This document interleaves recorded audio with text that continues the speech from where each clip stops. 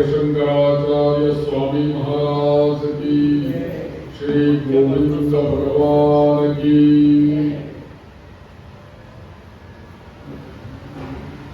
अधिक मासाच्या या पावन महिन्यामध्ये आयोजित केलेली भज गोविंदम या चरपट पंजरिका स्तोत्रावरच्या विवेचनाचे हे प्रवचन सेवा या मंगलमूर्तीच्या पवित्र अशा मंदिरामध्ये त्या मंगलमूर्तीला पहिल्यांदा नमस्कार, पुरुषोत्तम भगवंताला नमस्कार आणि हे प्रवचन श्रवण करण्याकरता जमलेले जे सगळे बंधू भगिनी श्रोतृवृंद यांनाही अभिवादन करतो आणि आजचा विषय सुरू करतो।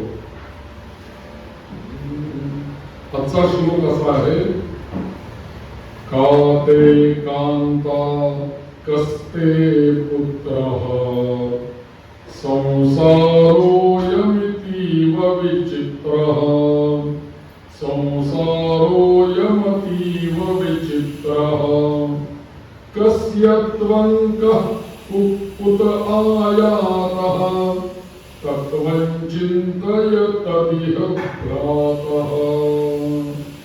भज गोविन्दं भज गोविन्दं गोविन्दं भज मूढमते भज गोविन्दं भज गोविन्दं गोविन्दं भज मूढमते काते कान्ता कस्ते पुत्रः संसारोऽयमतीव विचित्रः कस्य त्वं कः कुत आयातः तत्त्वं चिन्तय तदिह भ्रातः।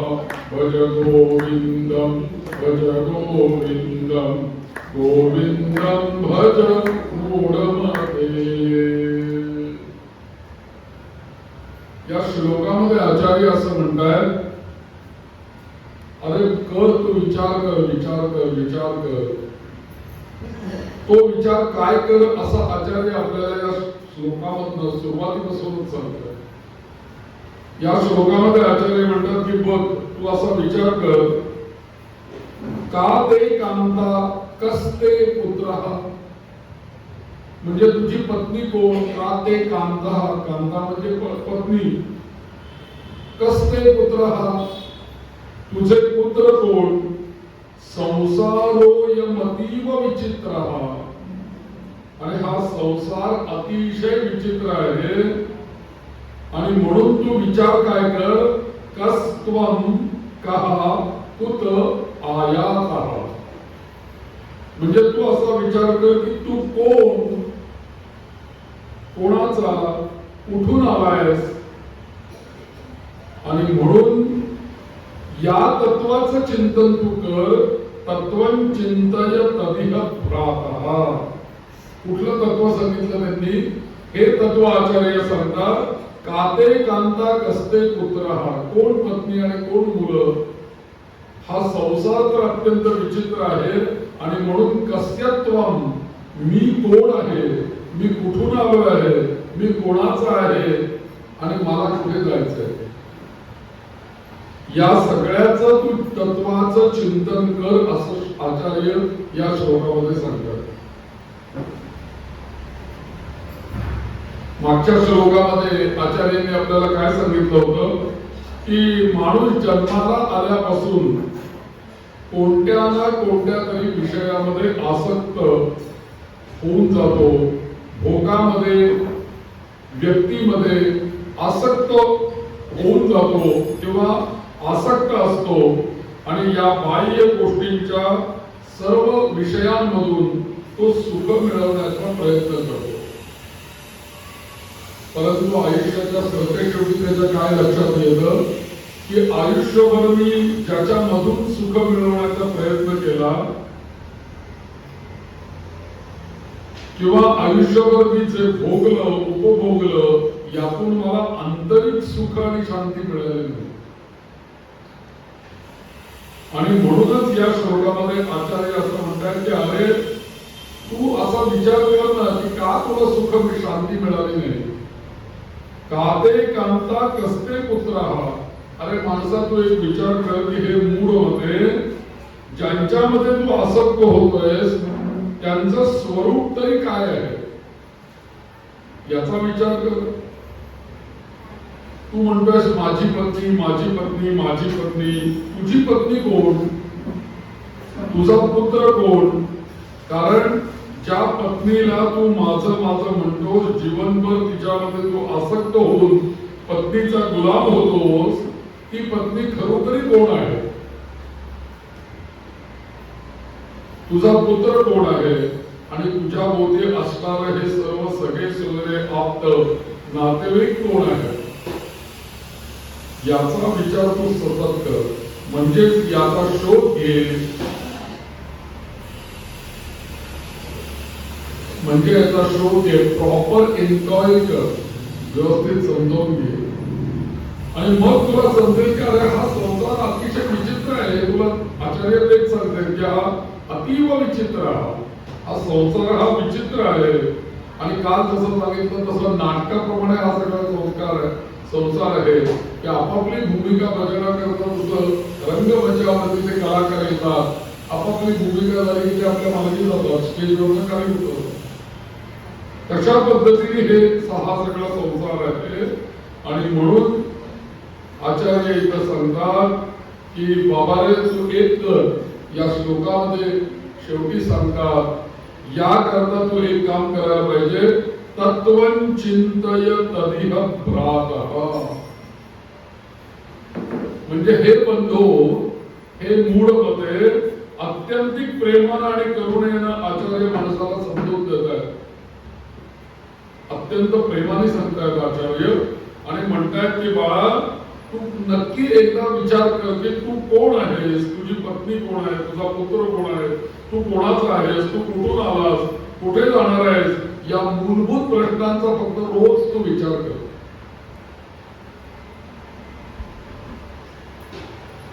एका साधूंच्याकडे अनुग्रह मागण्यासाठी जप करण्यासाठी एक जण थोडासा धनिक आणि थोडासा प्रतिष्ठित गावातली एक व्यक्ती गेली. आणि आता स्वतःच्या प्रतिष्ठेचा धनाचा सगळ्यांना गर्व होता. बरोबर 2-4 माणसं गाडी थांबवली. आत गेले. ते महाराज बसलेले होते आणि म्हणे मला काहीतरी उपदेश करा. मला माझ्यावर काहीतरी कृपा करा. अनुग्रह द्या. मंत्र द्या. तर त्या साधू जे बसलेले होते ते म्हणले बाळा तू एक काम कर. तुझी ओळख दे ना मला आधी. तुझी माझी काही ओळख नाही. तुला कसं काय मंत्र देणार मी? तुझी ओळख तर सांग काहीतरी. तू कुठून आलायस? कुठे राहतोस? काय करतोस? ते तर काहीतरी सांग ना. तो म्हणला ओळखी करता बोलायची आवश्यकता नाही. खिशातलं व्हिजिटिंग कार्ड काढलं त्यांच्या समोर ठेवलं. म्हणजे हे माझं नाव आहे आणि ह्या माझ्या डिग्र्या आहेत आणि माझे हे फोन नंबर आहेत आणि मी इथे इथे राहतो. व्हिजिटिंग कार्ड ठेवलं. मग ते साधूंनी ते बरीच हातात घेतलं. म्हणले हे काय आहे? ते म्हणले माझं व्हिजिटिंग कार्ड आहे. याच्यात माझी सगळी ओळख आहे. तुम्ही विचारलात ना तू कोण? त्याचं उत्तर हे आहे. ते म्हणले हो का? पण हे तर तुझं नाव जे आहे तर तू जन्माला येण्यापूर्वी पण होतं. आजही तू ते धारण केलंय आणि तुझ्यासारखं हजारो लाखो माणसांनी हे नाव धारण केलंय आणि तू गेल्यानंतरही हे नाव चालूच राहणार आहे. मग हे नाव या नावाने तुझी ओळख होत नाही. म्हणजे नाव तुझं नाही आहे. तू नंतर आधी तुझं नाव ठेवलं का आधी तू जन्माला आला? म्हणजे आधी तुझं नाव ठेवलं का आधी तू जन्माला आला? तू जन्माला आल्यानंतर नवीन तर नाव कोणी निर्माण केलं नाही. जे होतं ते तुला चिकटवलंय तुझ्या ओळखी करता. एवढंच आहे.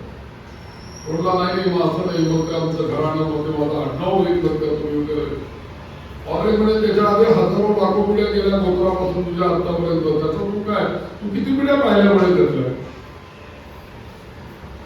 नाही म्हणे मग तू राहतोस कुठे? म्हणे तो म्हणे अमुक एरियामध्ये राहतो. अरे तो एरिया कालही होता. तू जन्माला येण्याच्या आधी सहकार नगर होतं. आताही आहे. नंतरही सहकार नगर राहणार होते. म्हणजे या सगळ्यांमुळे ही सगळी तुझी ओळख नाहीये. मी तुला काय विचारलंय तू कोण आहेस?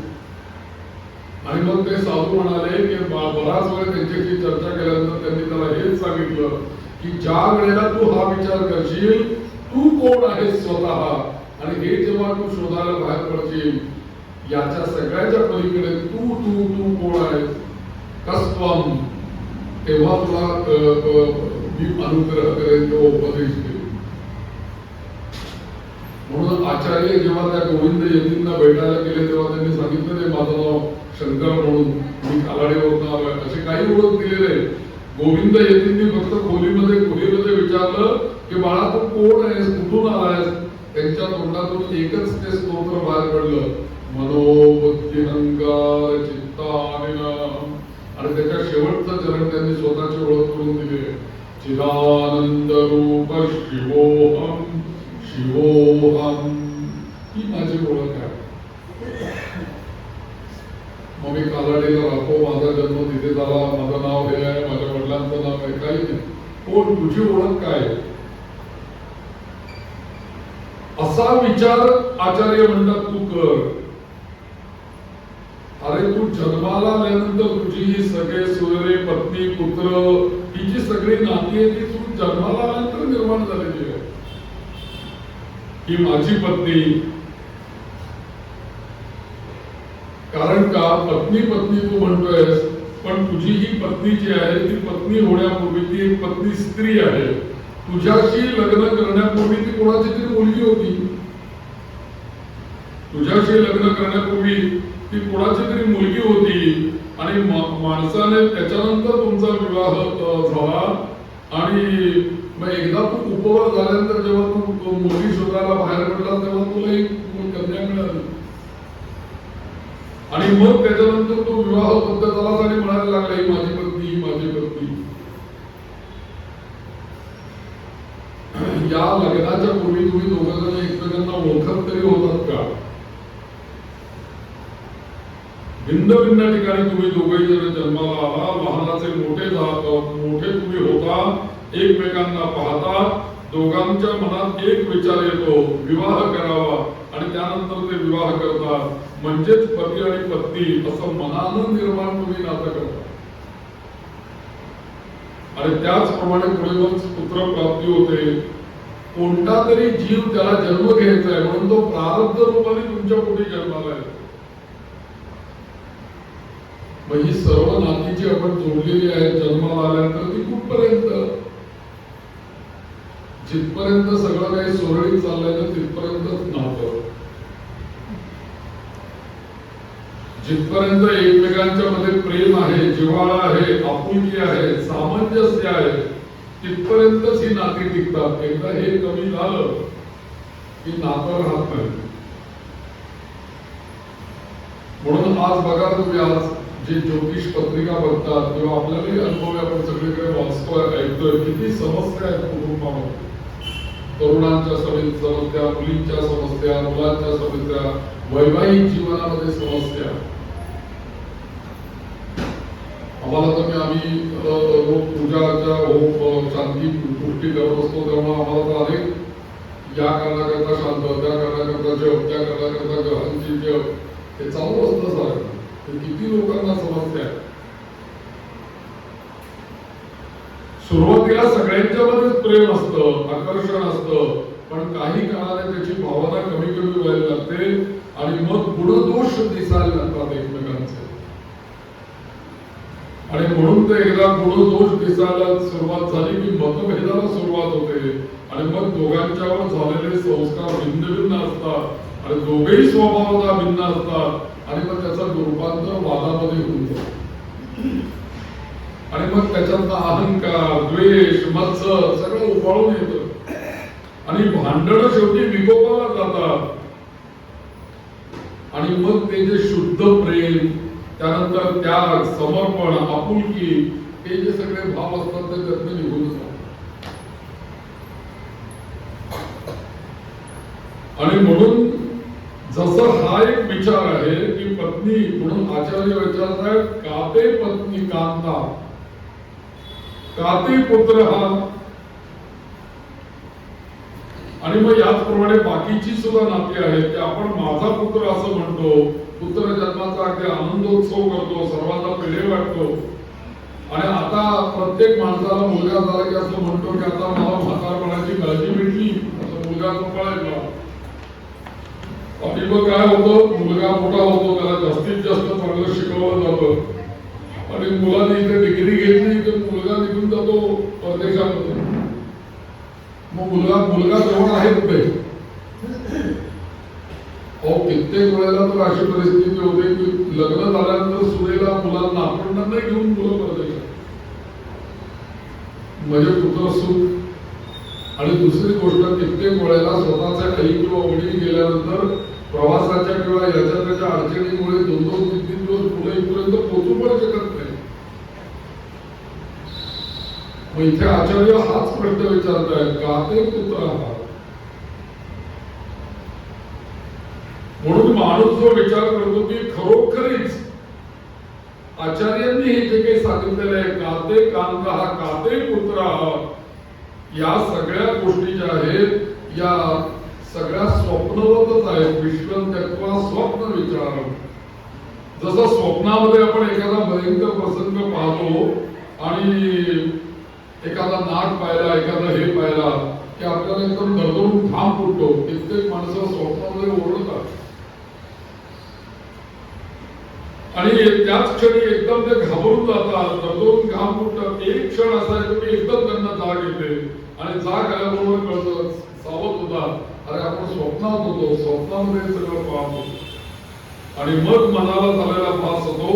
त्याचप्रमाणे माणसाचं जीवनही असंच असतं, एखाद्या स्वप्नाप्रमाणे. म्हणून आचार्यांनी एका स्तोत्रामध्ये म्हणले, विश्वं त्यक्त्वा स्वप्न विचार. सगळं स्वप्नवत आहे. यदृश्यम तत्सत्यम, जे आपल्याला दिसतं तेच आपण सत्य मानतो, त्यालाच घट्ट पकडतो म्हणून समजतं.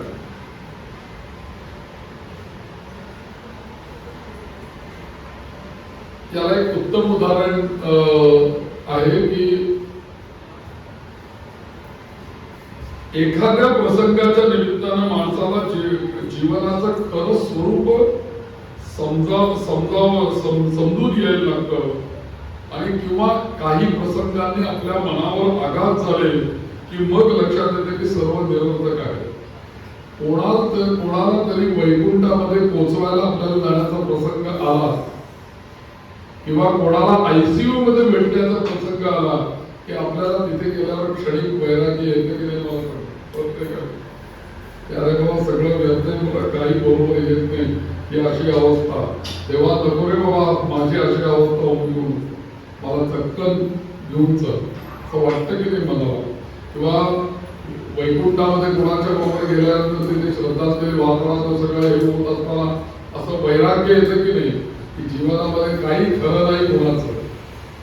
पण ते जे वैराग्य आहे, आचार्य म्हणतात ते तू टिकवणं, त्याचा विचार करणं काय, ते कधी ना कधीतरी तो प्रसंग येणारच आहे जीवनामध्ये. म्हणून जे काही सत्य आहे त्याच्या मागे तुझा सत्य काय आहे, भज गोविंद. आणि म्हणून हा संसार जो काही आहे, हा संसार सगळा मायेचा खेळ आहे. याच्याकरता एक आपण दृष्टांत पाहूया की आजोबा आणि नातू हे दोघ जण एकमेकांच्या मध्ये खेळतात.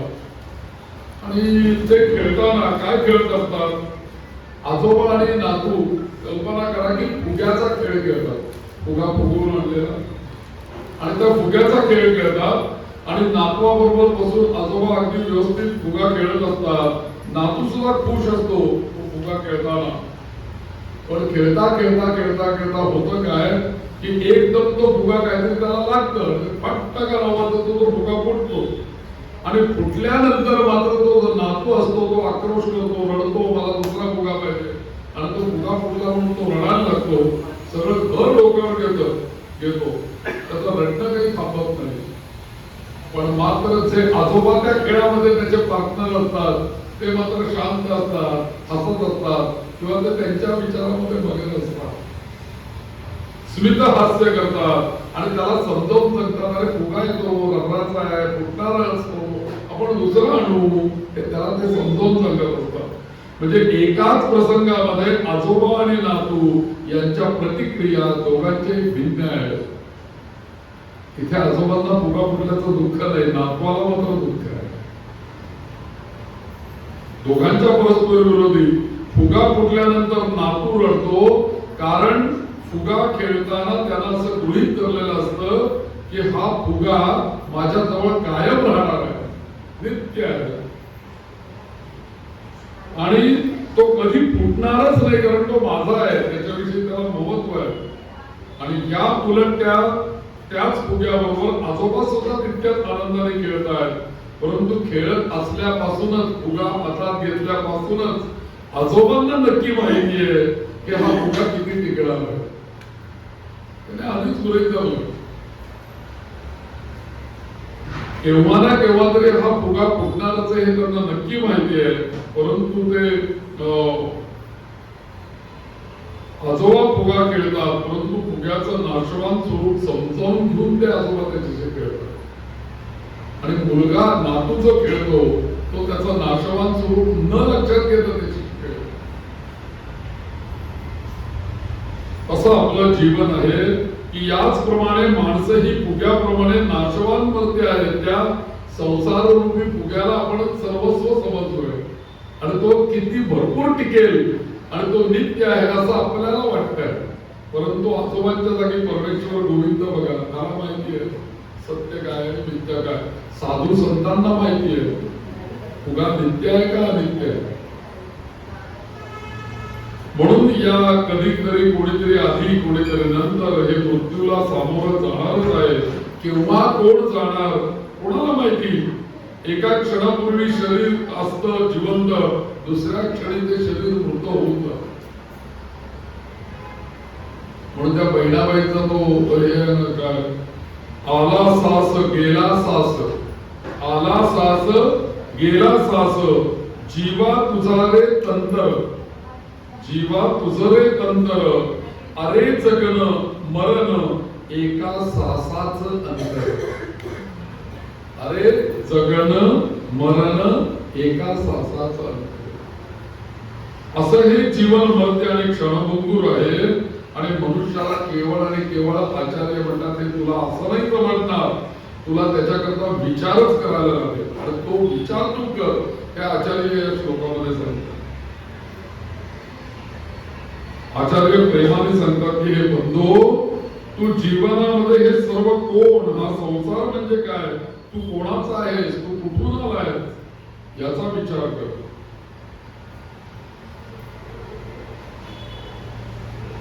आणि म्हणून या संसार हा अनित्यच आहे, स्वप्नाप्रमाणे आहे, नाटकाप्रमाणे आहे, तो विचित्रच आहे. आचार्यांनी स्पष्ट अतीव विचित्र हा संसाराच्या बाबतीत शब्दच वापरलाय. हा संसार नुसता विचित्र नाही, अतीव विचित्र, अतिविचित्र. आणि तो तुझ्या हातात नाहीये. तुझ्या हातात काय आहे, तू कुठून आलायस आणि कुठे तुला जायचंय किंवा हे तुला माहित नाही. संसार तुझ्या हातात कसा असेल. म्हणून तू हा तत्वाचा विचार कर. तू असा शोध घे, चिरंतर शाश्वत काय आहे या सत्याचा तू शोध घे. आणि चिरंतर आणि शाश्वत फक्त आणि फक्त कोण असेल तर तो परमेश्वर चिरंतर आहे आणि शाश्वत आहे. आणि त्याचं स्वरूप काय आहे, भज गोविंदम भज गोविंदम गोविंदम भज मूढमते.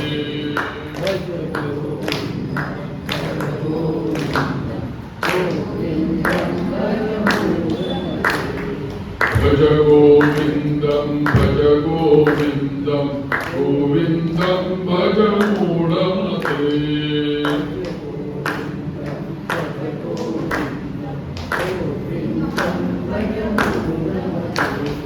गोविंदम भज मूढमते.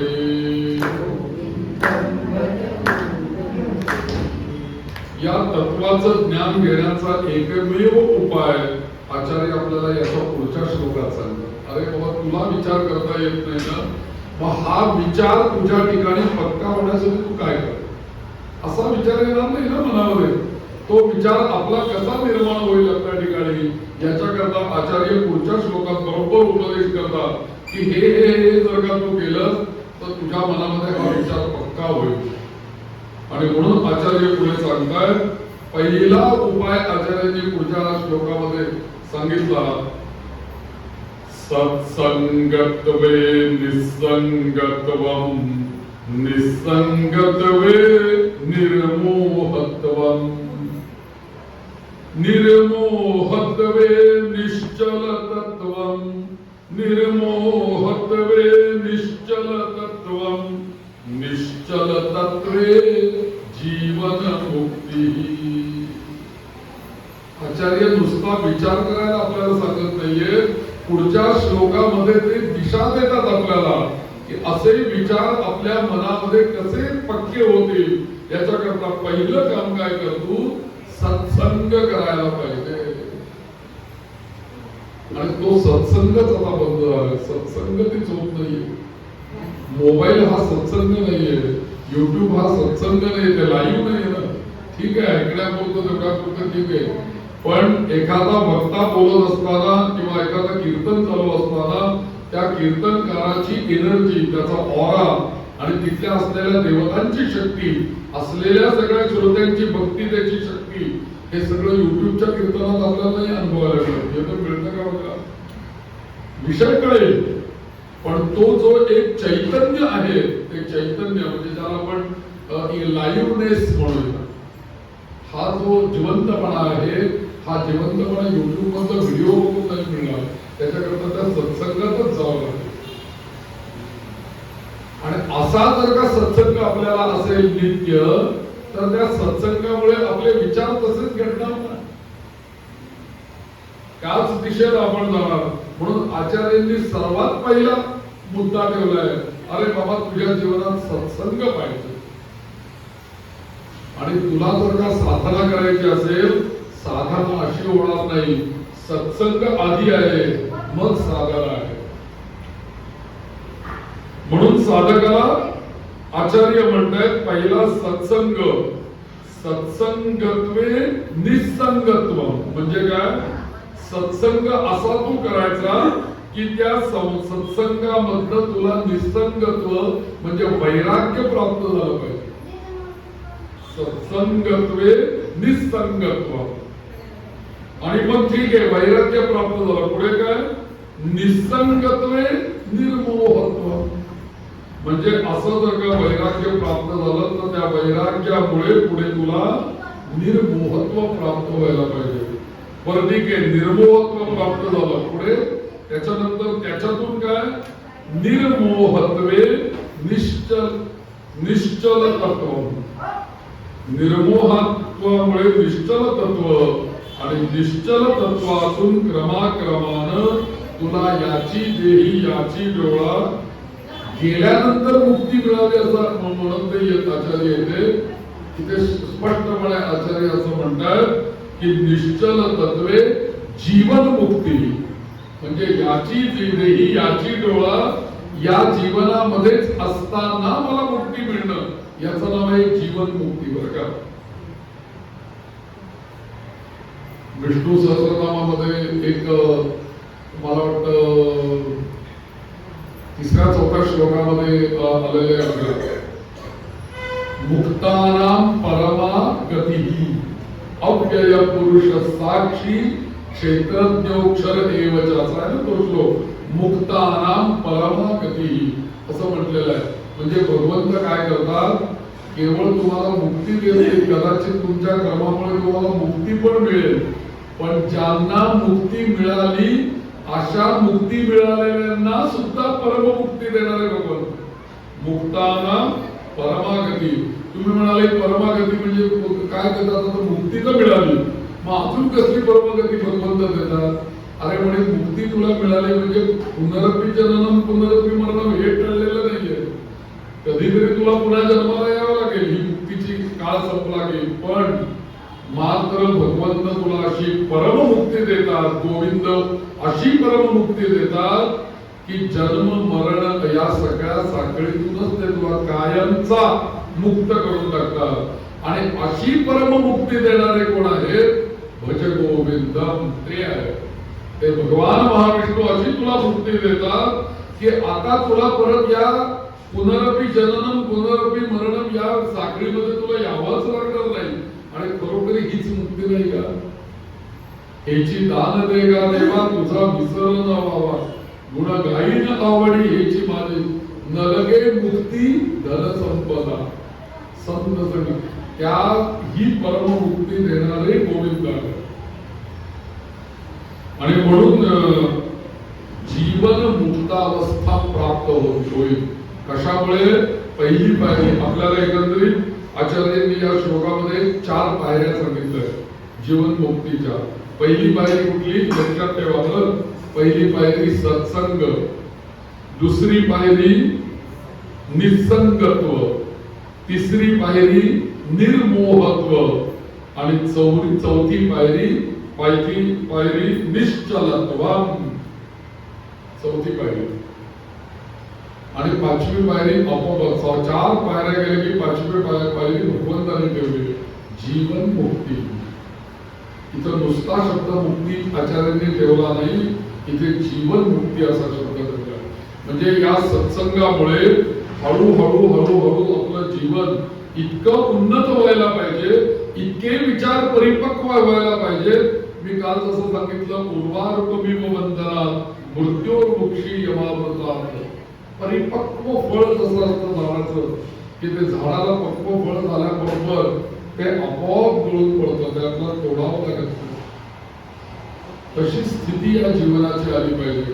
आणि ती परिपक्वता येण्याकरता आचार्यांनी पहिली पायरी सांगितली.